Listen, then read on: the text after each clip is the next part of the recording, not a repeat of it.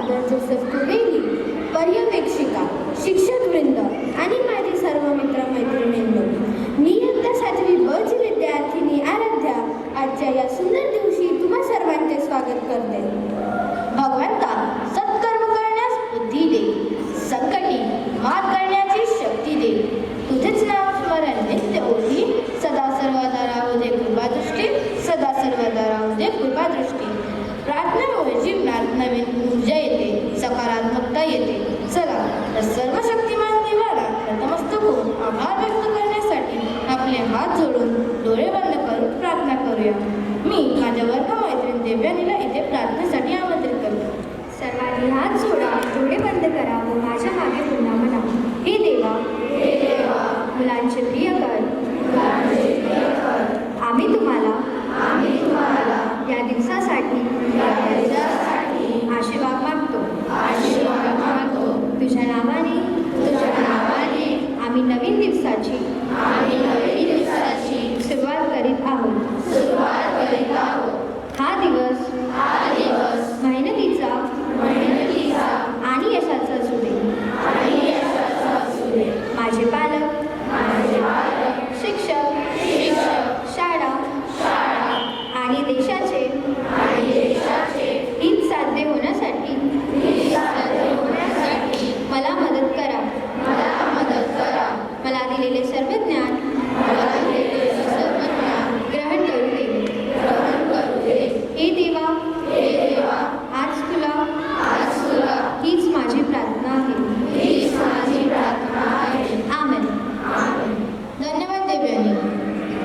आपल्या शाळेतील दहावीच्या विद्यार्थ्यांकरिता परीक्षा प्राप्त करण्यासाठी अपूर्वला आमंत्रित करते. प्रार्थनेसाठी सज्ज व्हा आणि माझ्यानंतर पुन्हा म्हणू नका. आमचे इयत्ता 10वीचे विद्यार्थी त्यांच्या बोर्ड परीक्षेची तयारी करत असताना आम्ही त्यांना प्रार्थनेत समाविष्ट करतो. त्यांचे हृदय शांततेने, त्यांचे मन स्पष्टतेने आणि त्यांचे हात आत्मविश्वासाने भरा. त्यांच्या मेहनतीला आशीर्वाद द्या आणि प्रत्येक उत्तर लक्षपूर्वक आणि हुशारीने लिहिण्यासाठी मार्गदर्शन करा.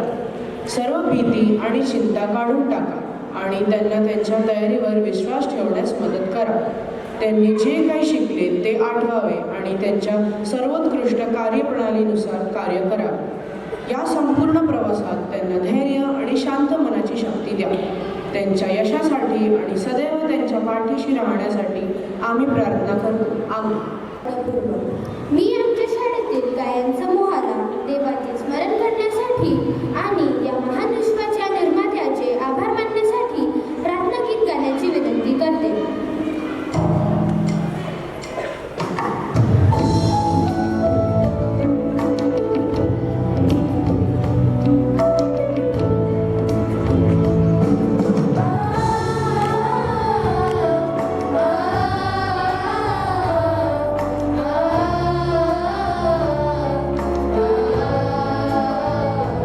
Yoga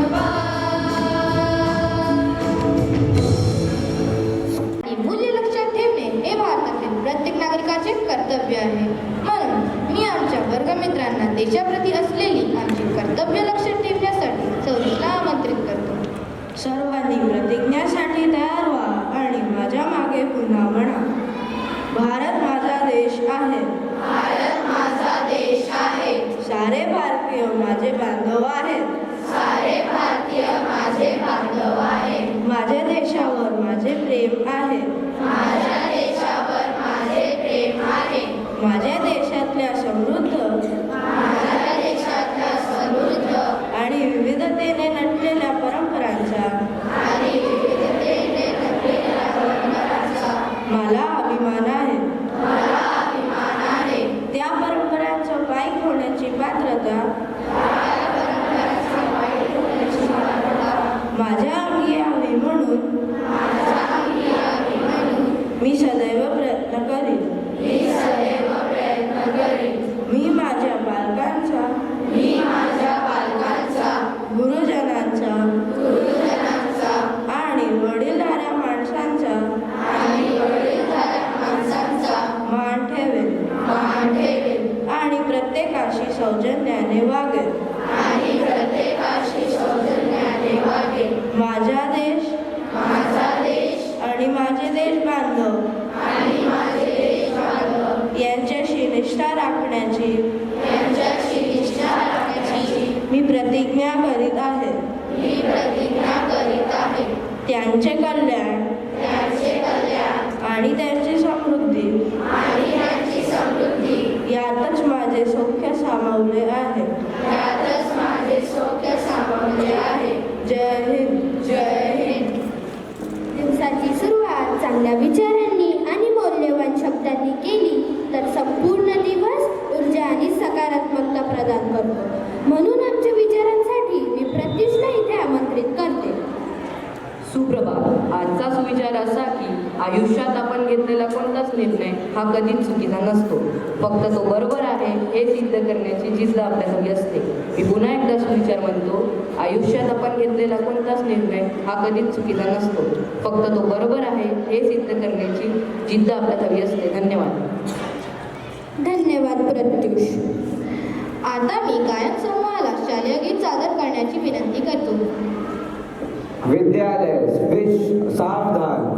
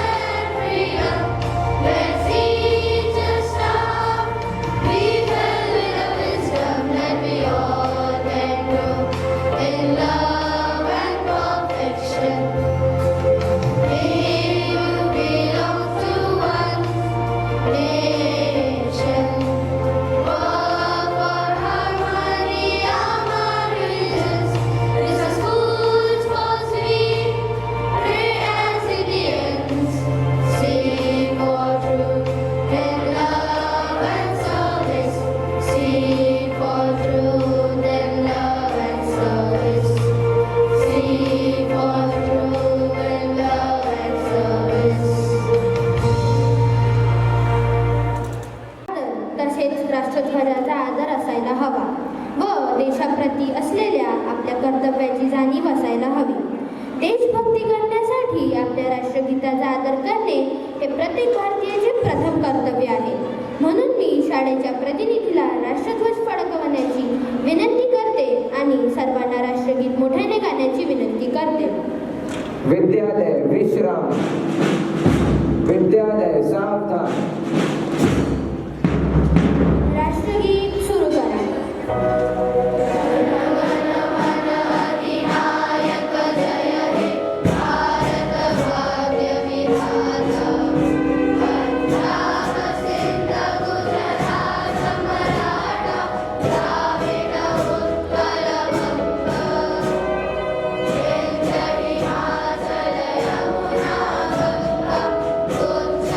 जलधित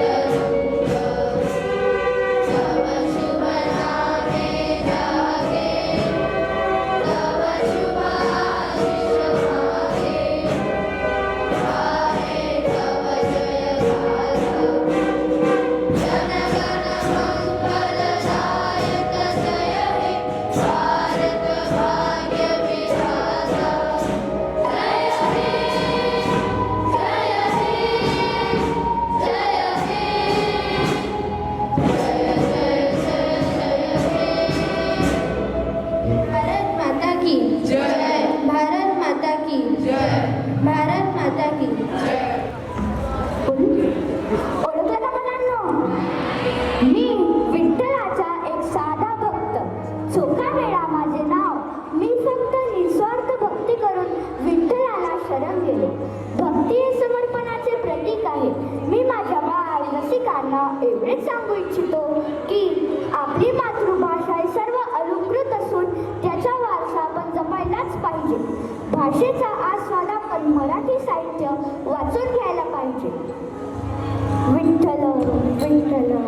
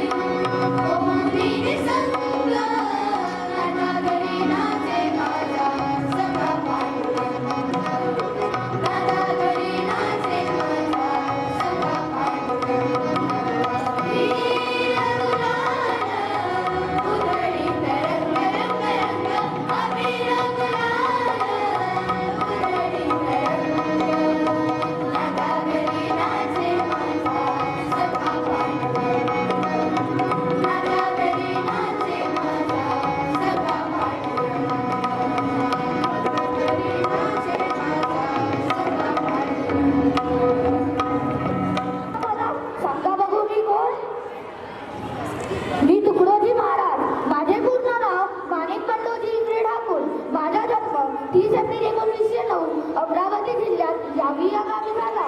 मला राष्ट्रसंत म्हणून ओळखले जाते. मनी नाही भावानी देवा मला भाव या वचनातून मी श्रद्धा कशी असावी हे सांगितले.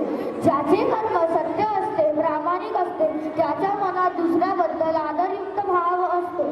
त्यालाच देव भेटणे म्हणाला तरी चालेल, कारण जेथे भाव तेथे देव असतो. विठ्ठल विठ्ठल विठ्ठल.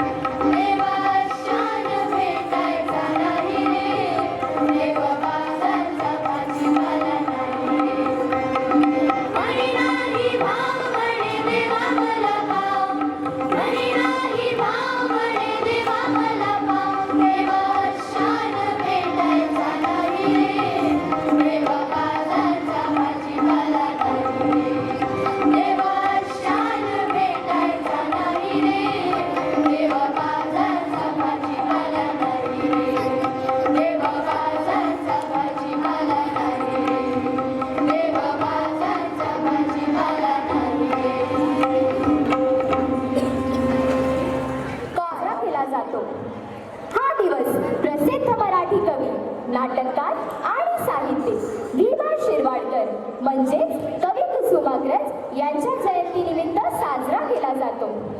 संत तुकाराम, नामदेव, ज्ञानेश्वर यांनी मराठीत कित्येक अभंग, ओवी आणि ज्ञानेश्वरी सारखे ग्रंथ लिहिले. 1966 साली महाराष्ट्रात मराठीला अधिकृत राजभाषेचा दर्जा मिळाला. महाराष्ट्रात मराठीला राजभाषा म्हणून विशेष स्थान आहे. मराठी भाषा दिवस मराठी भाषेच्या संवर्धनासाठी अत्यंत महत्त्वाचा दिवस आहे. मराठी भाषा तिचे संवर्धन करणे आपली जबाबदारी आहे. मराठी अस्मिता आणि अभिमान जपण्यासाठी हा दिवस साजरा करणे महत्त्वाचे आहे. मराठी माणसाचा अभिमान आपली मायबोली मराठी. मराठी साहित्य, नाटके, चित्रपट, संगीत, कविता यांचा समृद्ध वारसा आहे. चला तर मग नागपुरातील काही प्रसिद्ध कवींची ओळख करून घेऊया. आपल्या समोर येत आहे कवी ग्रेस. नमस्कार मित्रमैत्रिणींनो, मी माणिक सीताराम गोडघाटे. साहित्यिक क्षेत्रात मला कवी ग्रेस या नावाने ओळखले जात. 10 मे 1937 रोजी माझा जन्म नागपूरमध्ये झाला. इंग्रिड बर्गमॅन या पाश्चात्य अभिनेत्रीच्या अभिनयाने प्रभावित होऊन मी ग्रेस हे साहित्यिक नाव धारण केले. मराठी भाषा आपला गौरव असून आपल्या भाषेला आपण जपले पाहिजे. मराठी साहित्य वाचले पाहिजे. मित्रांनो, मी तुम्हाला एवढे सांगू इच्छितो की मराठी वाचन व लेखन आनंदाने करा. धन्यवाद. मी कवी सुरेश भट यांना आमंत्रित करते. पण एक साधा शब्दशिल्पकार, मला कोणी गझल सम्राट असे म्हणतात. माझा जन्म 15 एप्रिल सन 1932 रोजी अमरावती, महाराष्ट्रात झाला. माझी आई शांताबाई यांना कवितेची आवड होती. त्यांच्या प्रेरणेनेच माझ्या मनात मराठी कवितेबद्दल गोडी निर्माण झाली. सुरुवातीला रूढ कविता लिहिल्या. रंग माझा वेगळा ही माझी गझल माझ्या जीवनाची ओळख झाली. मराठी दिनानिमित्त मी तुम्हा सर्वांना एवढेच सांगू इच्छितो की मराठी ही फक्त भाषा नाही, ती आपल्या संस्कृतीची आत्मा आहे. या आत्म्याची सौंदर्य जपा, रूढ जपा आणि कायम ती आपल्या हृदयात प्रज्वलित करा. धन्यवाद. की नाही हो अथर्व, आपल्या प्रेक्षकांना ताल धरायला भाग पडेल असे बहारदार नृत्य सादर करण्याकरिता मी विद्यार्थ्यांना आमंत्रित करते.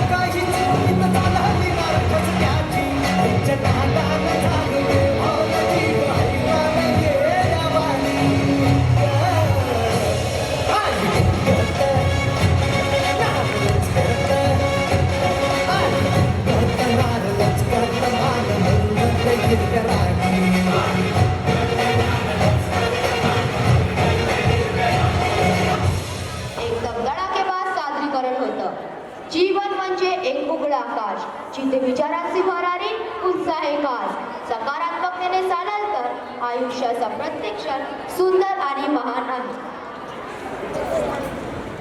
तेव्हा फांद्याच होतात त्यांचा आधार.